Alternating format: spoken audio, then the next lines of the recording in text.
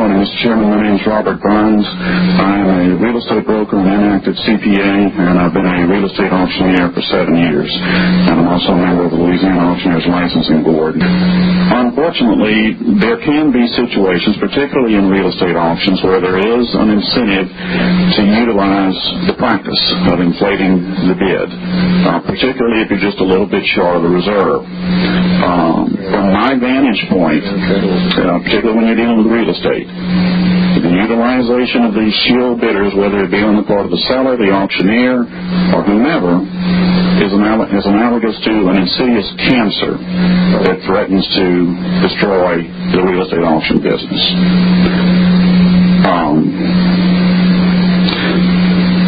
I know in one instance that I guess it's been referenced, there was the approach that, well, it was just an attempt to get $50,000 out of the high bidder that failed. Let me just say I was a former fraud investigator for the FDIC, and I can assure you that if a lowly bank teller attempted to use computer codes to defraud the institution out of $50,000 and it got detected, it wouldn't be a no harm, no foul situation. So I'm a little at a loss of how it can be, well, nobody should be upset because it didn't work. That logic fails to escape me. It fails to resonate with me. I just don't understand it. When you're talking about an attempt to obtain an additional $50,000, that's serious. And I believe goes to the very integrity of the real estate auction business. And the problem with it is it creates a perception of distrust amongst the public, which leads to lower attendance at auctions, which leads to lower results, which feeds on the need to do this. So, as I said, I believe it's an insidious cancer. There are presently statutes against this. The problem is it's a misdemeanor. It's a misdemeanor done to a maximum of a $500 fine.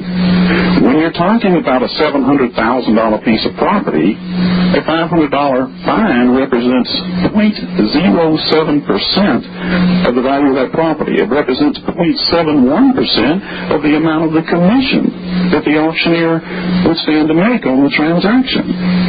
It's an open incentive to let me go ahead and write the check now so you don't tie my hands to do this. It's inadequate. I can't see how there can be opposition to wanting good faith, above board auctions of any merchandise. I can't for the life of me see why anyone would oppose this bill.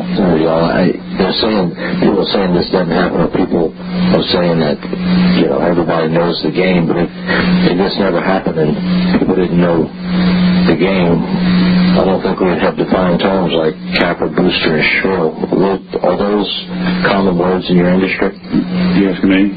Those are defined in our rules and regulations. Yes, sir, they are commonly utilized, and it is illegal. It's presently illegal. The problem is, I don't know what DA is going to be real excited about a maximum $500 fine on a misdemeanor. It's just not going to be an aggressive push to prosecute it. And I don't see how anyone can argue with his contention that the public has a right to expect. If you go in to bid, in my case, when I auctioned my home, and this was 9 years ago, but the final price was $236,500, and thank God it would have been known that this was above board, because when you start talking about this kind of money, people expect honesty. They expect integrity. For the life of me, can't see why anyone would be in opposition to wanting to support good faith, above board auctions that the public can depend upon to be honest and legitimate.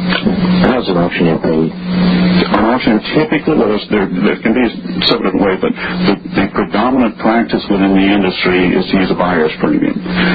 For example, and 10% is often the norm for real estate, so if the final bid for a piece of property is, say, $100,000, there will be a 10% buyer's premium added onto that amount. The contract will be written up at $110,000. And if you don't mind, I'd like to just briefly state as to why there can be such a huge incentive for an auctioneer to do this. Is let's just say we have a $500,000 piece of property. Be brief, please. I'm on the agenda. Okay. If the reserve is $500,000 and you're at, say, $460, I say $470. Then with the buyer's premium, you're at $517. So you've got the deal done. The deal is done on a gross basis. All you got to do is collapse your commission down to $17,000.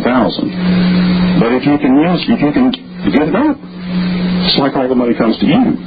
So if you're very close to that reserve number, there is a huge incentive. If you look at it strictly from a financial standpoint, there is a huge incentive to engage in this practice. And there's very little downside. The maximum that's going to happen is $500 fine and misdemeanor. I apologize if I took too long. But I think we just answered your previous question. So what was that? Why would they want to do it? Oh, yeah. It's financial incentive. Absolutely.